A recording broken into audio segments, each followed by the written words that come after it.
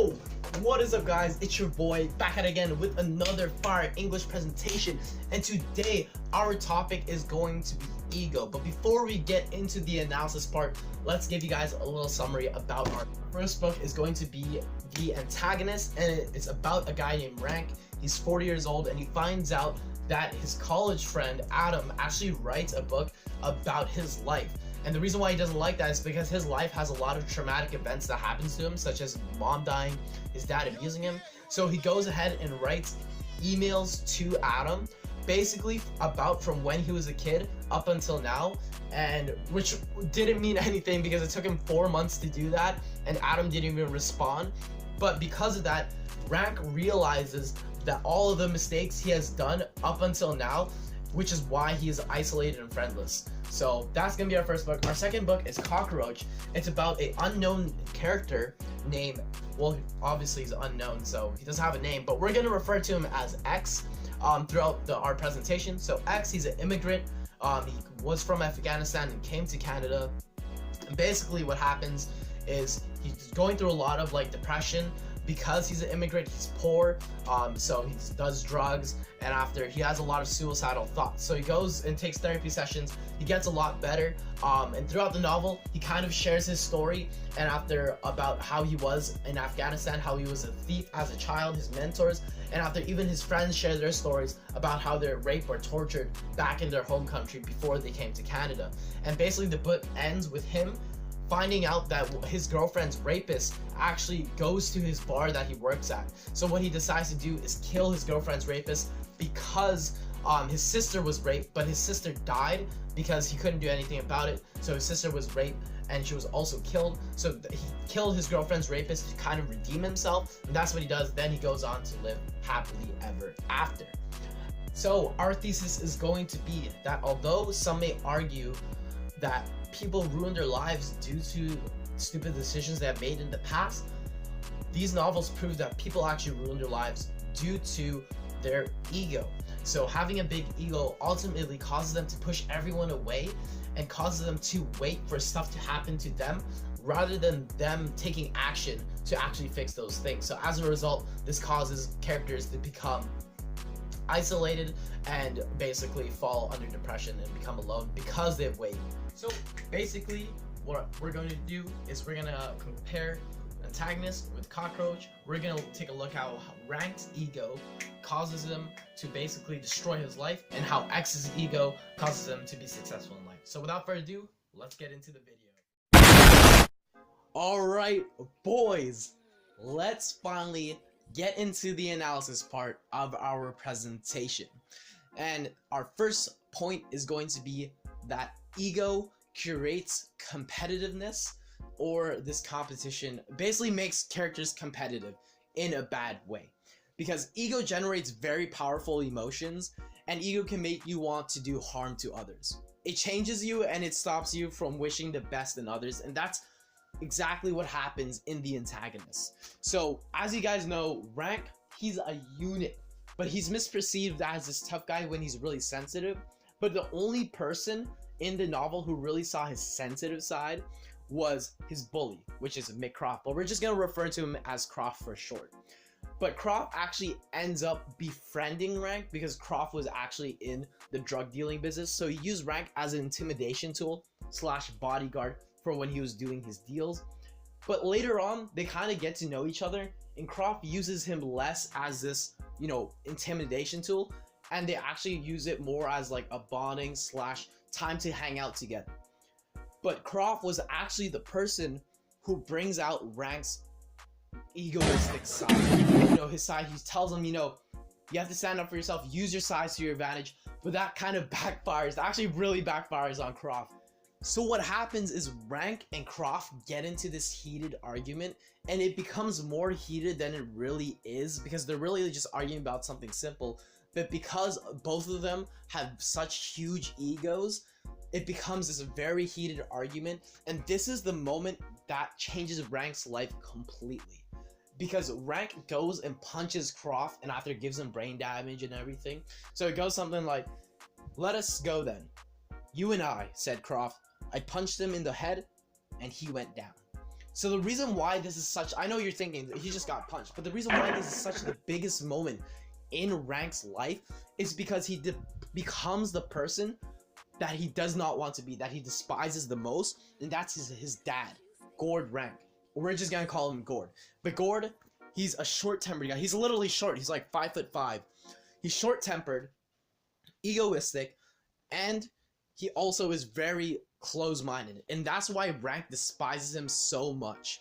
But by him punching Croft, Rank becomes even more like his dad.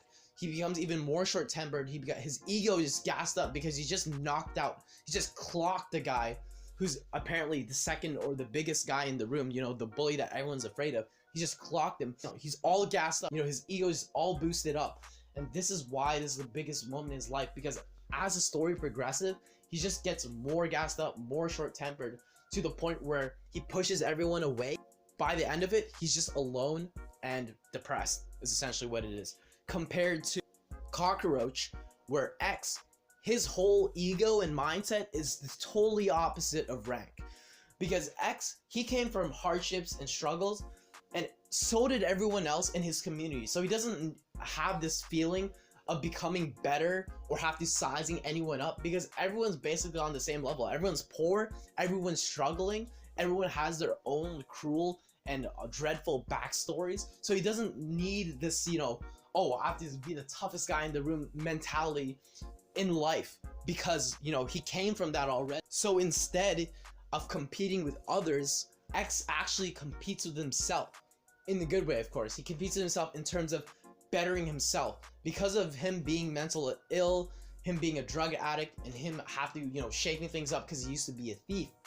He's trying to better himself, and this is even shown in the novel from him doing kind of, you know, just regular, ordinary stuff. He kind of gasses himself up. He says, soon he was clean and dressed. He even did the dishes, against the Roche's will, depriving them of wealth of crumbs. A feeling of accomplishment, a self-esteem descended upon him. He assured himself that a good, clean, hardworking man such as himself could not possibly be left out to burn on the last day or be subject to rule of the cockroaches in the world to come. So why exactly is this important? I know he's only, you know, he's cleaning himself up and he's gassing himself on stuff we do daily, such as cleaning himself, washing the dishes. And the reason why he's gassing himself so much is because he doesn't usually do that. And he knows by him doing this, it's bettering himself, because obviously he wants to compete with himself to better himself. So that's really the real reason why he's all gassed up about this. After he goes on to mention that he does this against the Roche's will, depriving them of wealth of crumbs, because throughout the novel he constantly compares himself to a roach, because if you see his place, how he describes his place, his unwashed dishes, his dirty clothes, he's basically like a cockroach, essentially, is what he is, comparing himself to dirty. And after, when he was a kid back in Afghanistan, he used to obviously invade people's homes, steal their food, and sleep on their couches and beds, which what cockroaches do. They invade homes after they live in there and eat the food, the crumbs. So that's why he says depriving them of the wealth of crumbs. And finally he says he could not possibly be left out on the burn on the last day or subject to the rule of the cockroach. So in the novel, it's mentioned that basically when the world ends and everyone's gone, the only people to be, or the only things to be living, are going to be cockroaches, because they live underground. But since X does not want to associate with cockroaches at all, he says he would be left out to burn on the last day, which means basically he's saying he's gonna die with everyone else and he won't be subject to rule of the cockroaches. So he doesn't want to be associated with the cockroaches. He wants to die with everyone else, is essentially what he's saying. He's not going to be a cockroach. Moving on to our next point, it is going to be that ego creates characters or causes characters, I should say, to stop growing and stop learning. So ego makes us stubborn, you know, where we don't want to ask for help, we don't want to ask for advice, even though that help and advice can better us. We're convinced that every person is conspiring against us. Our insecurities are taking over our senses of thinking objectively. Our side of the story is enough for us to make everything into a battle. And that's exactly what Rank does. So to give a little context on what goes on here is after Rank punches Croft, he's sent to this youth center, and he's appointed with a guidance counselor slash mentor. His name is Owen, and Owen introduces Rank into hockey. So Rank can do something, and that was Rank. Rank even calls hockey his church. He found his sole purpose in life was to play hockey, and Owen, he was this real mentor. It was like a dad almost. He never had type of person to Rank. He would take him on walks.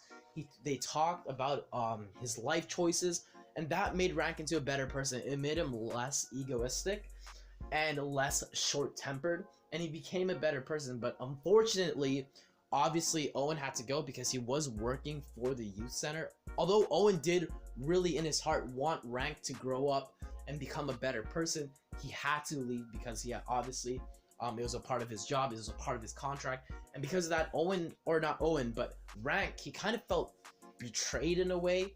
He was sad and kind of enraged by this, and he went back to his regular self. Then 3 years later, Owen comes back to see how Rank's doing. Obviously, Rank is hella nice at hockey, so he's getting higher in the leagues. Nowhere near pro, but he's getting up there to that level, that sort of level. But Rank sees Owen now not as a person that like helped them get up to where he is right now, but more as like a holdback. Like because he became his regular self again. His ego is through the roof because obviously again he's the biggest guy on the ice, and he's also nice at hockey, so he thinks he's this unbeatable force. And Owen asks Rank to go on a walk, and Rank says, "Oh, this is great. You're using the same therapeutic technique on me that you used when I was 16. I thought I'd come." Now this is important because this is when Rank pushes Owen out of his life.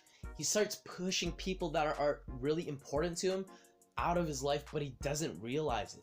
He thinks that Owen is not his new kind of like dad that he never had before, not his mentor. He's just a worker. That's what he thinks now. The guy who taught him the basic fundamentals of hockey and even introduced him to the game. So what he is doing by doing this, well, for one, he's really ungrateful, for what Owen has done to him and for what he has become.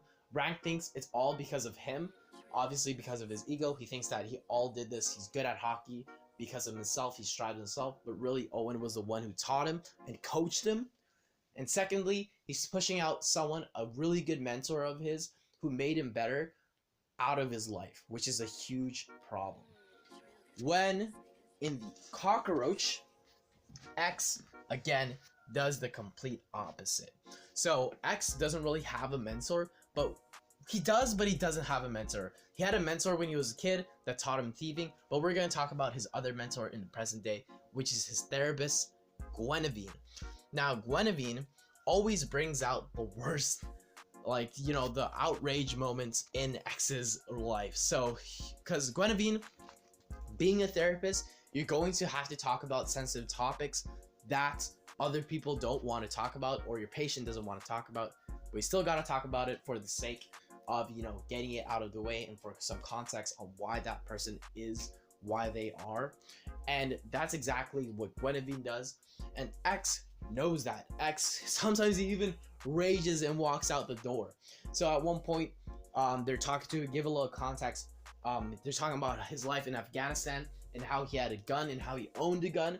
And Guinevere asked him, does he own a gun now? And X, he was kind of insulted by that because he thought Guinevere knew already he didn't have a gun because obviously he was poor and guns cost money. So he was enraged by that. He said he got up, opened the door, and left. The shrink did not follow me. She did not call me back. The woman is living in La La Land, he thought. So shrink is just another word for like therapist or whatever. And yeah, he thought the woman was living in La La Land when in reality she's just trying to, get some context out of him, ask some questions. And he realizes that it's not directly said in the text that these therapy sessions are helping him, but it's inferred and implied because throughout the novel, this was only page 79. Throughout the novel, he keeps coming back to the therapy sessions, and the farther we get into the book, with the therapy sessions, it's less and less about him trying to commit suicide, him about his drugs, and him about his mental illness, and it's more just about on his past life. So it's just really inferred and implied, like the last 100 pages, there's no talk about suicide, mental illness, or any of that. It's just him and his past life. So he's really getting better from this. It doesn't say directly in the text, but from the from what is implied and inferred, it's shown that he's not talking about mental illness. He doesn't even mention it once the last couple 100 pages of the book. So we can tell that he is getting better from these sessions, and he realizes it, and that's why he keeps coming back for more. And moving on to our final point is going to be that ego causes characters to be too egoistic for love. Ego stops us from exposing our vulnerable side because we don't want to take any risk of facing rejection. We don't want to take any risk or chances that could change our life for the better because we're so engrossed in proving our point. Secretly, we keep waiting for others to come to us, and by the time we realize it, it's too late. All those good moments that we could have had with that amazing person or those amazing people is gone. And that is exactly what happens to Rank. So to give a little context, Rank had a girlfriend. This is more when he was a bit less ego and tempered, but he had a girlfriend, but obviously he was still short-tempered and egoistic. They got into a fight and they decided to break up because they got into a fight, and it was over religion. It was basically Rank didn't want his girlfriend to go to church on this certain day because he wanted to do something else, but his girlfriend was like, I'm religious, I need to go to church. It's just once a week, what's the problem? Rank, having a big ego, was like, no, I'm the man, you should listen to me. And because of that, they kind of broke up. Again, it was something small that turned heated because of Rank's ego. And later on, during Rank's present days, when he's in his 40s, he starts creeping on Facebook, looking up his old friends, and he decides to look up his girlfriend. He sees his girlfriend, and he decides to message her. And his girlfriend hits him back with this.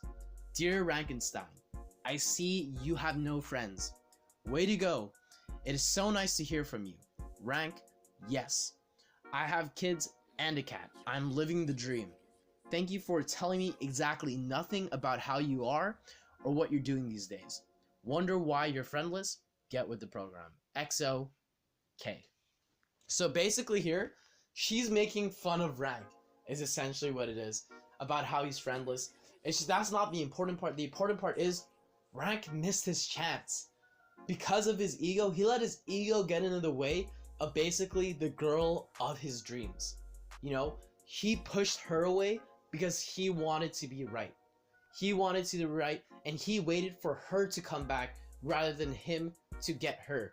And again, by the time he realized it, he's already 40 years old. There's no way he's gonna get with his girl again. And that's what ego does to you. You try to wait for these stuff to come to you without taking action for you to go and get it. And that is the exact opposite in X. He realizes he doesn't have much to work with. He's poor. He can't really go any places because he's poor, and he can't really do anything because, one, he's an immigrant. He doesn't have, the necessities that he needs, like clothes and stuff like that. He doesn't have much of that, and he doesn't have money, so he can't do much. So the one thing, when you're in X's situation, what does everyone need in their life?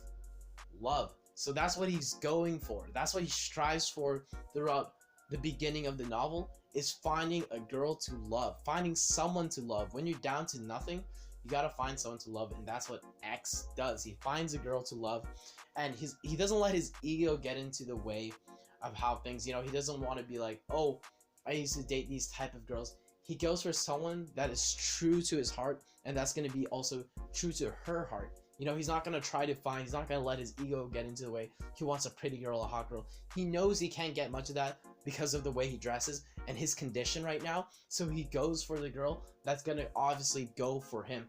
And that's the opposite between Rank and X, is that Rank thinks he's too good for people, so he wants people to come to him instead of him going to people, where X sees himself as just anyone else, as everyone's equal. So that's why he's able to approach other people, and he doesn't care about people coming to him.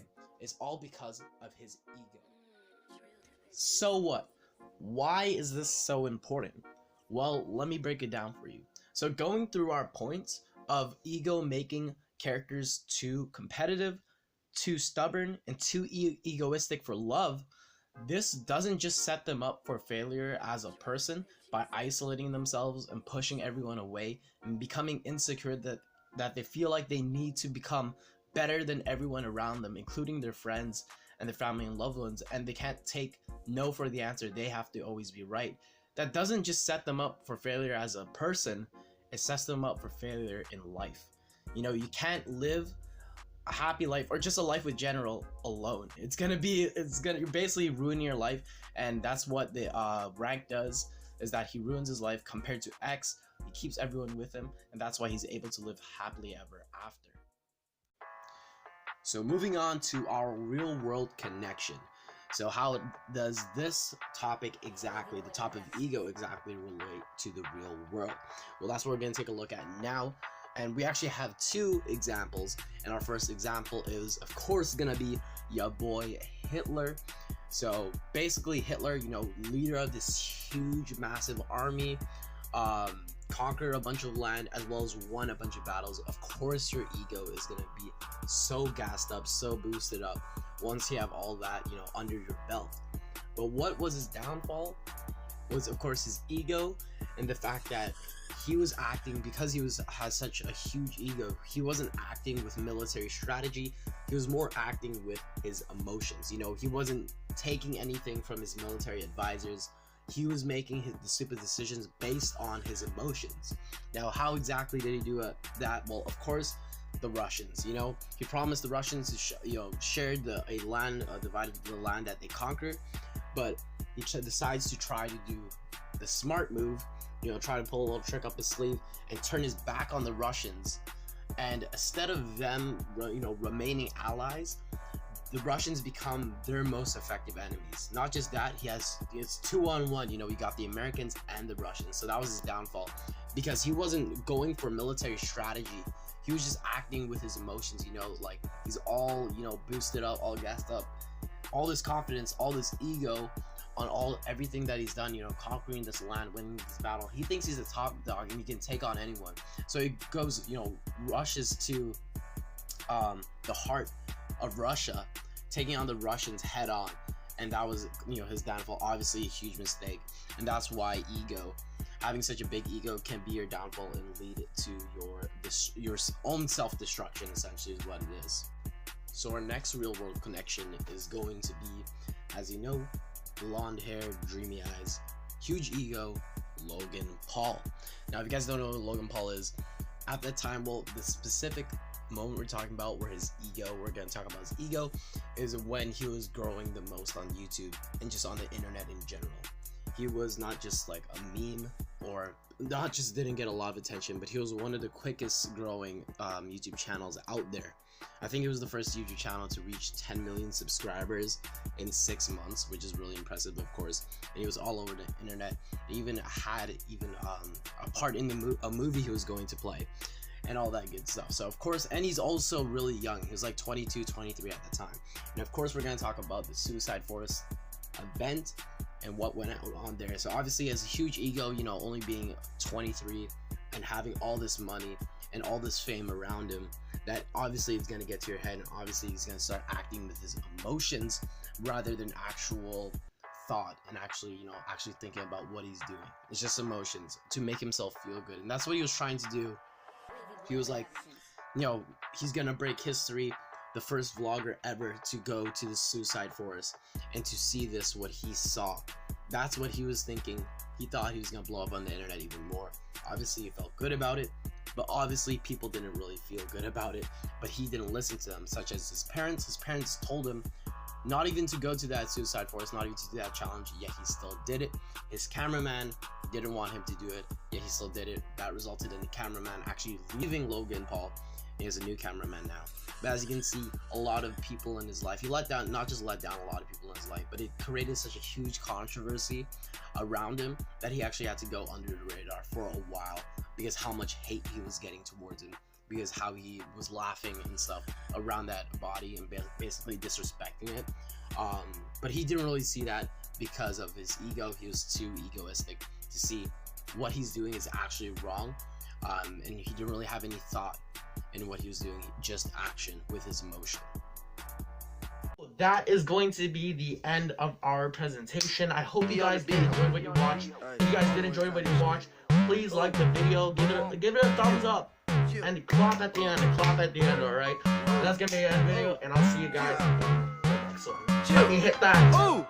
Only way to sign is skid it. Hopping out the rave and skid it. Smashing on that bitch, just skid it. Run to the check with no limit. Popping up.